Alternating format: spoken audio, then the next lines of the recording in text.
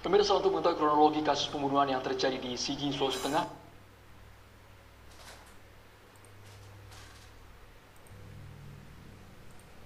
Pemirsa, 4 orang dalam satu keluarga tewas dibunuh di Kabupaten Sigi, Sulawesi Tengah. Pembunuhan terjadi di Desa Lembatanggoa, Kecamatan Palolo, Kabupaten Sigi, Sulawesi Tengah. Kejadian terjadi pukul 7 hingga 30 pagi hari Jumat 27 November 2020. Seorang saksi bernama Neng menyatakan saat itu sedang sarapan bersama dengan suaminya bernama Yasa. Kemudian sejumlah orang tak dikenal mendatangi rumah milik Naka. 4 orang jadi sasaran pembunuhan dengan senjata tajam, sedangkan rumah korban dibakar.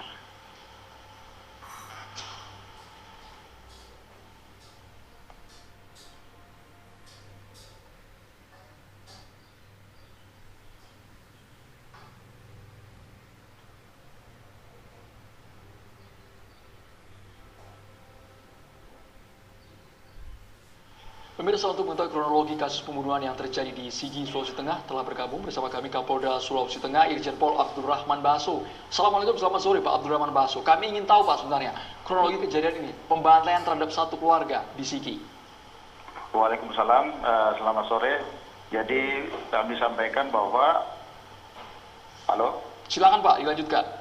Bahwa pada hari Jumat tanggal 27 November 2020 sekitar jam 08 waktu Indonesia Tengah, tepatnya di area transmigrasi SP2 Desa Dusun Lewono, Desa Lembatanggoa, Kecamatan Palolo, Kabupaten Sigi. Saya ingin jelaskan bahwa lokasi ini dihuni terdapat rumah transmigran, ya, 50 rumah, dan dihuni 9, ditempati di 9 oleh kepala keluarga. Dan 9 ini ya terdiri dari beberapa suku, kemudian juga campuran berbagai agama, ada yang non-muslim, ada muslim, ya dari 9 itu.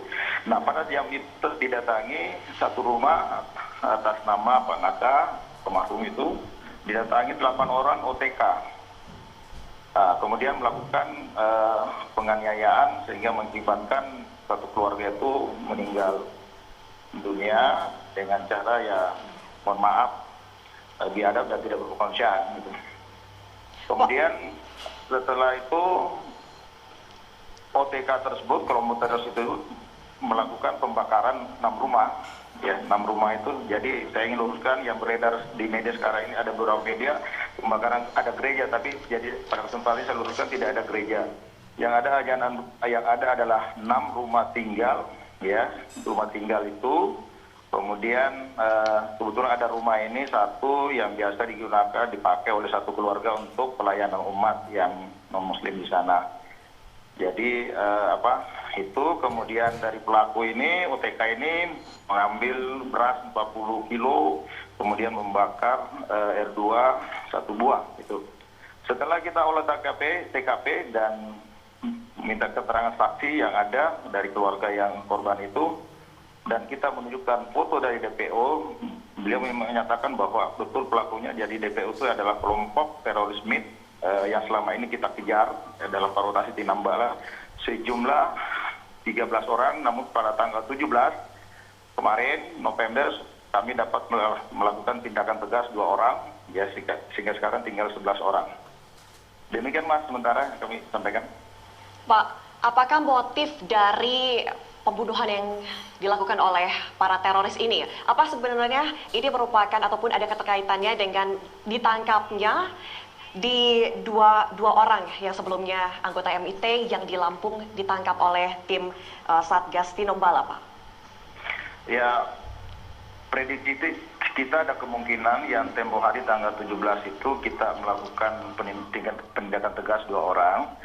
Kemudian juga berangkat daripada pengalaman kita selama ini bahwa kelompok ini teroris MIT ini di Poso itu sering melakukan kayak seperti amalia, ya.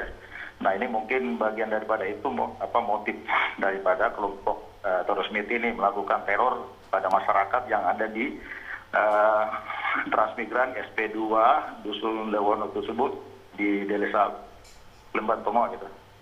Pak Kapolda, mengapa kepolisian bisa dikatakan sudah bisa mengarahkan bahwa ini adalah kelompok Mujahidin Indonesia Timur? Apa sangkut pautnya dengan keluarga yang dibantai ini, Pak?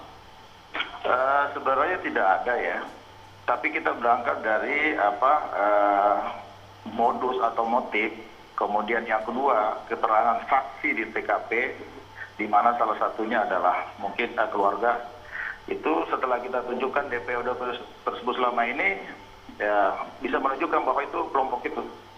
Baik, lalu Teroris itu. pesan apa sebenarnya yang ingin kelompok MIT ini tinggalkan sehingga harus keluarga ini dibunuh secara keji dan juga biadab, Pak? Tidak ada pesan khusus dan sebagainya kepada keluarga ini. Yang jelas pada saat mereka datang itu 8 orang, kemudian tidak ada kata-kata apapun dan sebagainya, kemudian langsung melakukan penganiayaan itu dan menimbulkan 4 orang meninggal dunia dengan cara keji. Pak, kami ingin tahu lokasi dari tempat kejadian begitu. Apakah memang antara satu rumah ataupun TKP dengan rumah lainnya ini berjauhan sehingga saksi hanya terbatas yang berada di rumah itu saja begitu? Betul sekali, jarak antara rumah ini karena itu lokasi transmigran itu bisa sampai 50 meter, bahkan ada 100 meter jarak antar rumah itu karena lokasi transmigran. Dan lokasi ini juga di pegunungan, dan saya sendiri mulai kemarin baru turun ke bawah ini kita terkendala dengan akses untuk telekomunikasi gitu seperti handphone dan sebagainya. Itu. Pak, artinya keluarga lain, ada 9 kepala keluarga yang seperti tadi Bapak jelaskan, ini diungsikan ke tempat lain atau seperti apa? Betul sekali, jadi keluarga yang menjadi korban ini kita ungsikan sementara, dan mereka minta kepada keluarganya dan kita fasilitasi. Kemudian yang lain ini kita juga amankan, supaya aman. Kemudian kita lakukan kegiatan rumah healing supaya tidak pengaruh psikologis dan sebagainya. Kemudian juga kami sudah lakukan langkah-langkah untuk bagaimana rumah-rumahnya mereka ini segera sembari diperbaiki sehingga masyarakat bisa beraktivitas. Kemudian juga kami sudah menempatkan pasukan untuk beberapa waktu untuk bisa mengamankan wilayah tersebut. Baik, Pak Kapolda, kami juga ingin tahu bagaimana upaya perburuan identifikasi pelaku yang kabarnya basisnya juga berada di Sulawesi Tengah, Pak.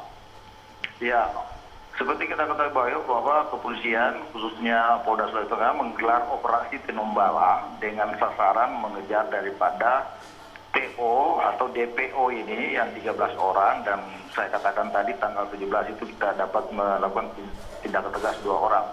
Nah, kemudian kita lakukan